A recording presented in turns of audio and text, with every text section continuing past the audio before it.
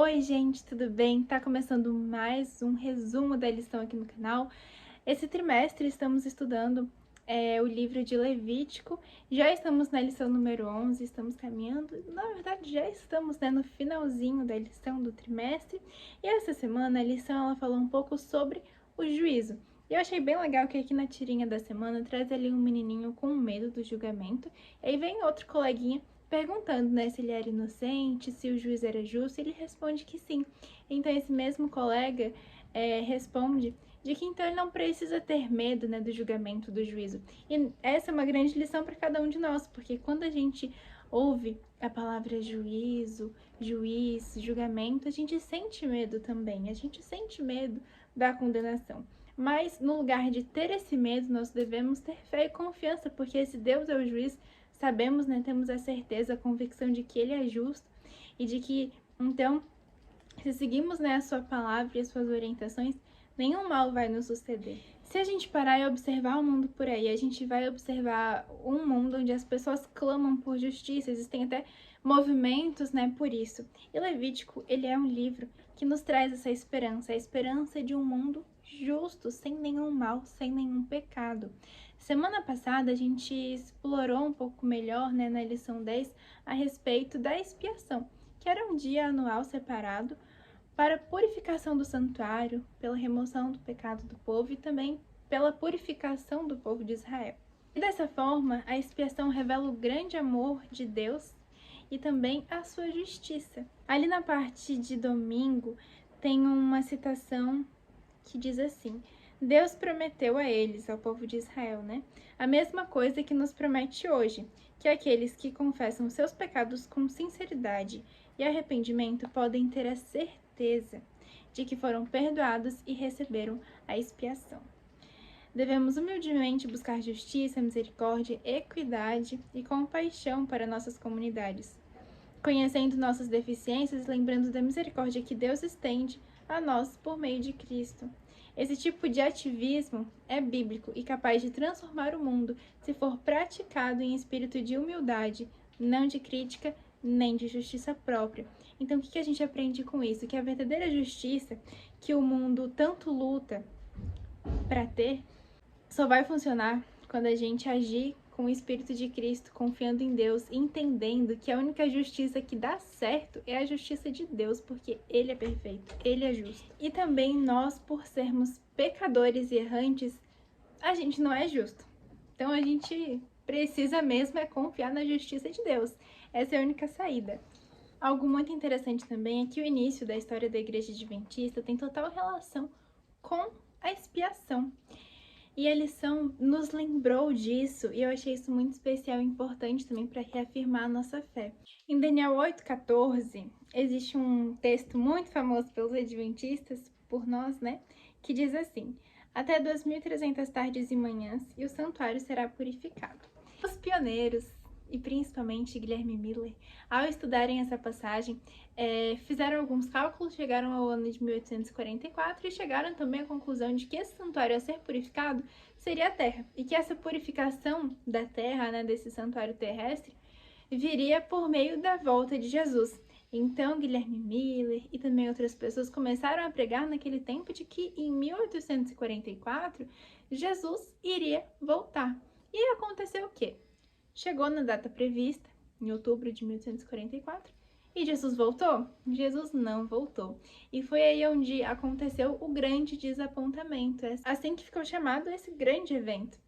Alguns desistiram da fé, abandonaram mesmo, outros continuaram persistindo, lutando, estudando a Bíblia para entender de fato o que havia acontecido e o que realmente essa passagem de Daniel estava querendo dizer, Logo mais eles descobriram que a data estava certa, algo em 1844 iria acontecer, mas eles acabaram errando o evento. Essa passagem não estava se referindo a nenhum santuário terrestre, nem dizendo que Jesus voltaria naquele ano. Esse texto de Daniel 8,14 se refere ao santuário celestial. E foi assim, através desse grande desapontamento, que veio a grande descoberta. Existe um santuário no céu. E aquele santuário terrestre que Deus havia ordenado para que Moisés construísse era uma representação daquilo que existe no céu. Ou seja, o santuário terrestre ele não é um fim em si mesmo, ele não é o único.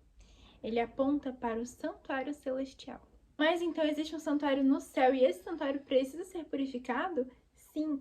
Hebreus 9:23 diz assim: era necessário, portanto, que as figuras das coisas que se acham nos céus se purificassem com tais sacrifícios, mas as próprias coisas celestiais com sacrifícios a eles superiores. O santuário terrestre precisava de purificação porque ali ficava o registro dos pecados do povo de Israel. E da mesma forma, há um registro também no santuário celestial e da mesma forma ele também precisa de purificação. E nesse momento, Jesus está no céu realizando essa obra de expiação e de purificação. O grande dia da expiação está acontecendo nesse exato momento. Na parte de sexta-feira diz assim: antes que isso possa se cumprir, deve haver um exame dos livros de registro para determinar quem, pelo arrependimento dos pecados e fé em Cristo, tem direito aos benefícios de sua expiação. A purificação do santuário, portanto, envolve uma investigação, ou seja, um julgamento. Isso deve efetuar-se antes da vinda de Cristo para resgatar seu povo, pois que quando vier, sua promessa estará com ele, para dar a cada um segundo as suas obras. Então é claro que nós não somos salvos pelas obras, nós somos salvos pela fé em Jesus Cristo, mas as nossas obras também são de muita importância. Como Davi fala que a lei de Deus é o prazer na vida dele, esse deve ser um verso que deve estar colado e grudado no nosso coraçãozinho para que isso também se concretize na nossa vida. Nós precisamos hoje, em vista do tempo em que estamos vivendo, nos preparar, nos santificar, buscar a Deus de forma cada vez mais intensa e buscar também observar a sua palavra e os seus mandamentos. Claro que a gente é pecador, a gente é sujo, a gente é imundo, a gente erra, a gente peca, mas vai ficar por isso mesmo? Não. Jesus, ele é o nosso Salvador, ele deseja nos salvar, retirar de nós todo pecado. É por isso que existe a expiação, por isso que existe esse grande julgamento, porque ele deseja fazer justiça por cada um de nós. E como diz a lição também, mediante a graça de Deus e seu próprio esforço diligente, ou seja, por meio da graça de Deus, mas também por meio do nosso esforço pessoal, devem ser vencidas as batalhas contra o mal. Então, no mundo a gente enfrenta tentações, a gente enfrenta batalhas, todo mundo está suscetível a cair, a pecar, mas a gente deve recorrer a quem? A Jesus Cristo, que é o único que pode nos livrar de todo o mal. Isso também nos traz uma importante lição sobre a nossa posição em relação ao outro, né? Frequentemente a gente vê as pessoas pecando, errando. Alguns pecados, eles são expostos, a gente acaba vendo, sabendo, observando. Mas nosso papel como cristão é chamar quem sabe, se possível, de uma forma sábia, a atenção daquela pessoa, mas também sempre permanecer em oração por ela, porque a gente não é melhor do que ninguém aqui nessa terra.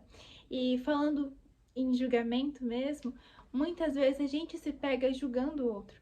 Mas como a gente falou no início do vídeo, qual deve ser a nossa posição? Uma posição de um espírito humilde, de um espírito cristão, de alguém que realmente entende de que todos nós somos pecadores e carentes da graça de Deus. Então, se nesse momento você se sente um pecador, você sente que errou muito, quem sabe nesse momento você esteja em pecado, busque a Deus.